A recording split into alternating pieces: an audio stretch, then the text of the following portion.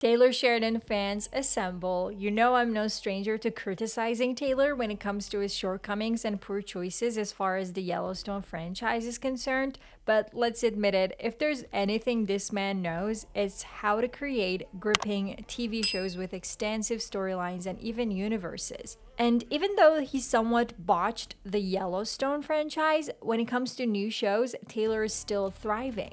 Landman is especially sticking out from the bunch as it has the potential to replace Yellowstone one day with its rich story and A-list cast.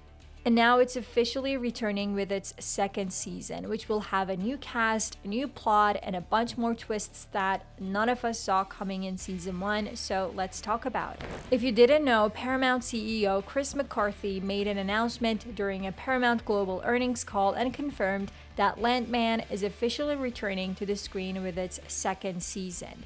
What made the announcement even more exciting for me was hearing that season 2 had already started filming back in April. And when Kayla Wallace, who you know as Rebecca on the show, shared a behind the scenes glimpse with the cast, it became certain that they are truly back on the set, already filming the new season. Plus, you could tell she was just genuinely happy to be back in that world, which is always a plus to see that the actors enjoy their working environment. As we all know, the show follows Tommy Norris, played by Billy Bob Thornton, who works as a petroleum landman and VP of operations at an oil company.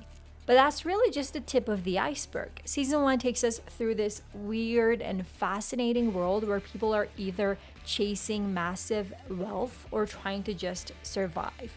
If you're like me and you were oblivious to the world of oil refineries, the show will feel especially fascinating since it basically takes you to a completely different universe and teaches you so much about everything regarding oil. Were you also surprised by all the oil talk within the show, or am I the only ignorant one here? Let me know in the comments. What really stands out to me is how the show deals with real-world issues. I mean, from climate change to geopolitics, they raise important questions about a bunch of current global issues, but it's handled in a way that never feels preachy. It basically forces you to question these topics as well and come up with your own ideas on them. One minute you're wrapped up in a character's personal struggle, and the next you're thinking about how this reflects the actual world we're living in. And honestly, kudos to Taylor for managing to deliver both within the same TV show seamlessly. Such a great work in my opinion, but let me know what you think about it. Now let's talk about this cast because wow, we are seriously spoiled. There's Demi Moore, Ali Larder, Jacob Laughlin, Michelle Randolph, Paulina Chavez, Kayla Wallace, Meg Colley, and James Jordan all bringing their A game to the show. But here's where things get even more exciting. Sam Elliott is joining the cast in season 2. You'll probably remember his unforgettable performance as Shay Brennan in 1883. I don't know about you guys, but I feel like that experience working with Taylor means a lot going into Landman. It's like he's already built a creative trust with Taylor, which makes me think his new character is going to be something really special. By the way, I feel like I have to clear up something I keep hearing, whether or not it's part of the Yellowstone universe, and the answer is no. Even though Taylor is the creative force behind both, Landman stands completely on its own. It's not connected to the Dutton family saga, not a prequel or sequel. It's a lonely show with no other link to any other series of Taylor, at least for now. Personally, as someone who's obsessed with Yellowstone, I wasn't sure how I'd feel about a completely separate project, but not gonna lie, it's been refreshing. It shows how versatile Taylor is as a storyteller. Still, let me know how you feel about Taylor's non-Yellowstone projects. Alright, now let's get into what we actually know about season 2. Not gonna lie, details about the plot are being kept pretty hush-hush, but there are still some things we can place together.